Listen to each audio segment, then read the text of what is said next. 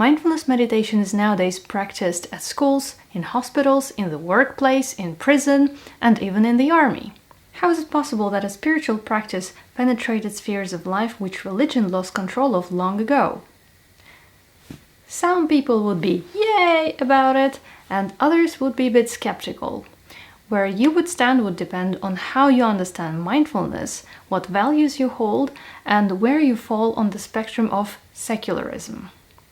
In this video, I will explain why mindfulness is, or at least should be, a secular practice, why I am a secularist, and why you should be too.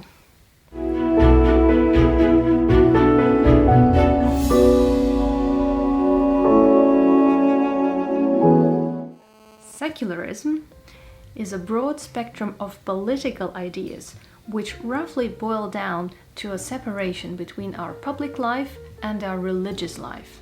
In Europe, secularism came out of Enlightenment values, but we could also trace elements of secularism in many other societies, even the ancient ones.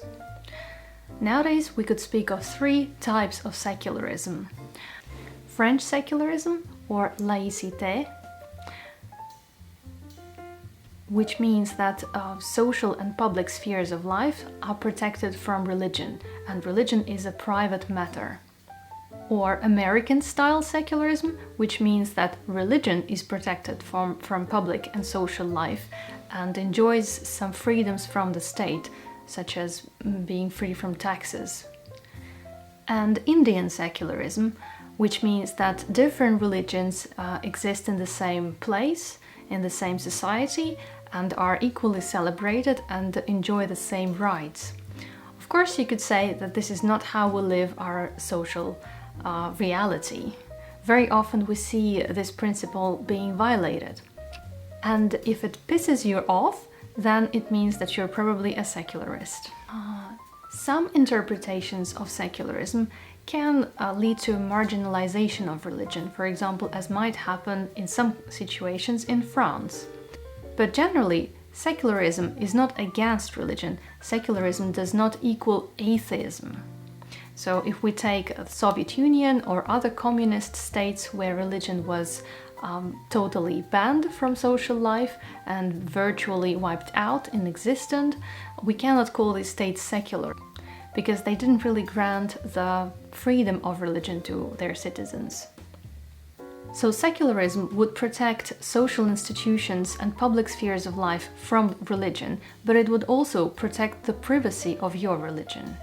It simply means that people are free to practice whatever religion they prefer in their homes, in their churches, in their communities, and not bring it into politics, or hospitals, or schools, and impose it on other people against their will. The forefathers of secularism, for example John Locke, were actually themselves Christian thinkers and were deeply spiritual. Here is another example of a religious thinker and a religious figure talking about secularism. I think after French Revolution, I think after Bolshevik Revolution, maybe if these people, use the word of secular, that means little sort of meaning against religious institution. That's okay.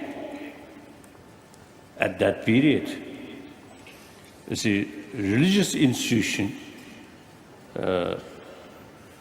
was the basis of the power of elite sort of ruling class. Ruling class, even Tsar, king, they create a sort of impression they have special right because of religious name, because of God's blessing, something like that. And then religious institution itself is sometimes corrupted. So it is really worthwhile against corrupted religious institution. That's right.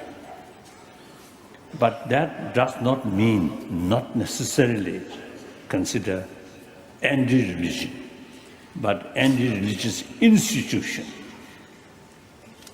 Then, according India, I think according Indian tradition, secularism not at all disrespect religions. This means that secularism is a pinnacle of any civilized society, and you would probably agree with me.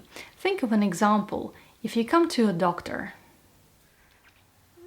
"Doctor, I have this sore throat and terrible cough that just won't go away. Yes, I should probably give you some antibiotics. But I think your problem is not really physical. It is a spiritual thing. You see, you're not aligned with the universe. You should raise your vibration. Maybe do some mantra chanting or shamanic drumming. Have you tried ayahuasca?" And yes, you could tolerate this kind of use from a friend, maybe you even hold them yourself, but it's quite unusual to hear a doctor say something like that, isn't it? And that's because we are used to the idea in our civilized societies that medicine is based on scientific research and naturalistic thinking and not beliefs of doctors. Secularism is an important value to hold and to keep in the society. Secularism promotes peace and dialogue. It ensures that people of different religious backgrounds have the same rights in the society, and it is actually a human right, Article 18.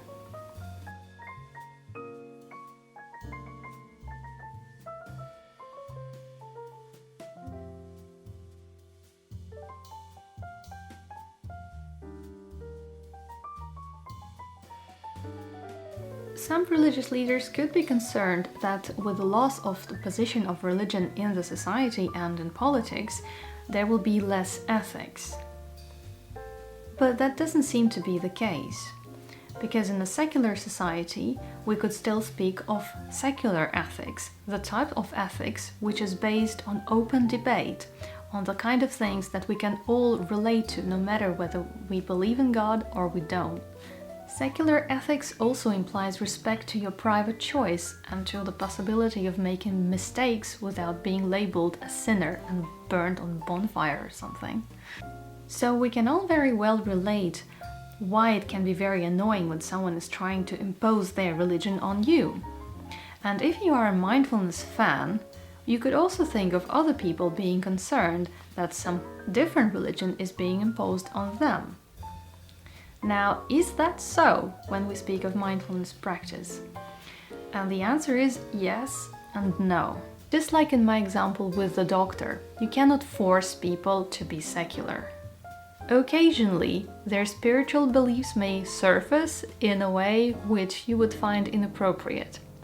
But does it mean that mindfulness inevitably keeps these spiritual beliefs? Does it mean that spiritual beliefs are an integral part of mindfulness practice? And the answer is definitely not.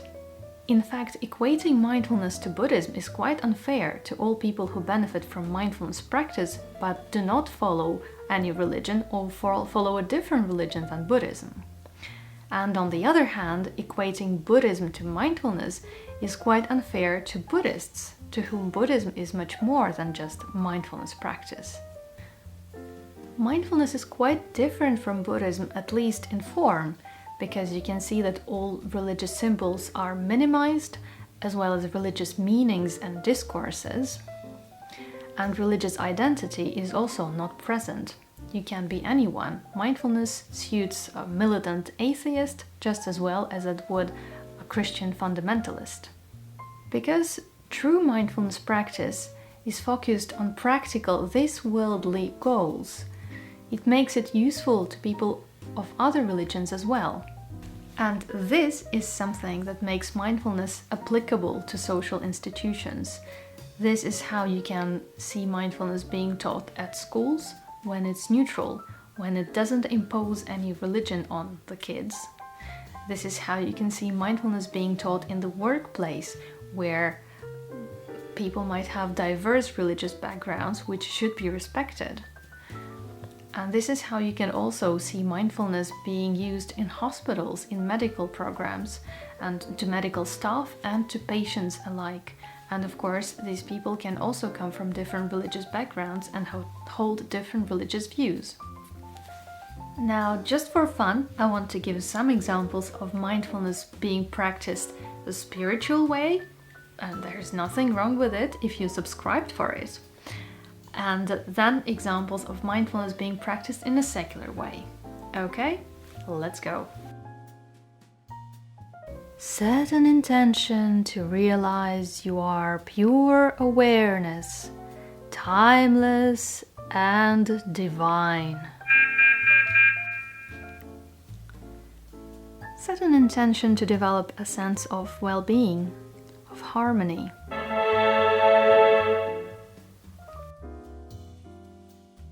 Close your eyes. Imagine a Buddha above your head, emanating light, which falls on you and makes you a good girl. Close your eyes. Hold a toy next to your belly and see if you can notice the movement of your belly and how it moves the toy as you breathe.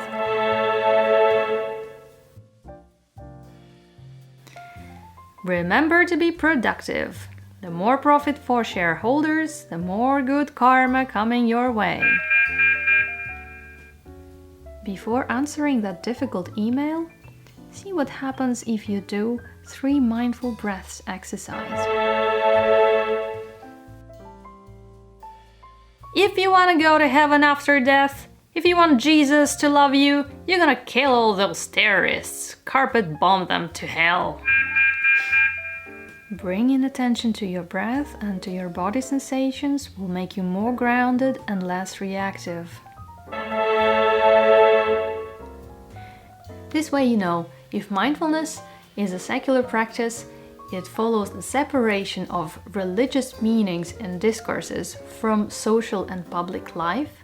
It respects religious diversity, including the people's rights to have no religion at all. And it focuses on practical goals to which all human beings can relate. If you want more videos on mindfulness and meditation, give a like to this video and subscribe to my channel.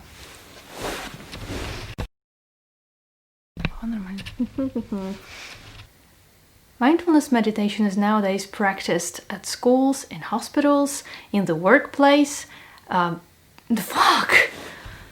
So secularism protects, just like in my example with the doctor, you cannot force everyone to be, just like in my example with the doctor, you cannot force everyone to adhere to just like with my example, just like in my example with the doctor, you cannot force people to be secular. Have you tried ayahuasca?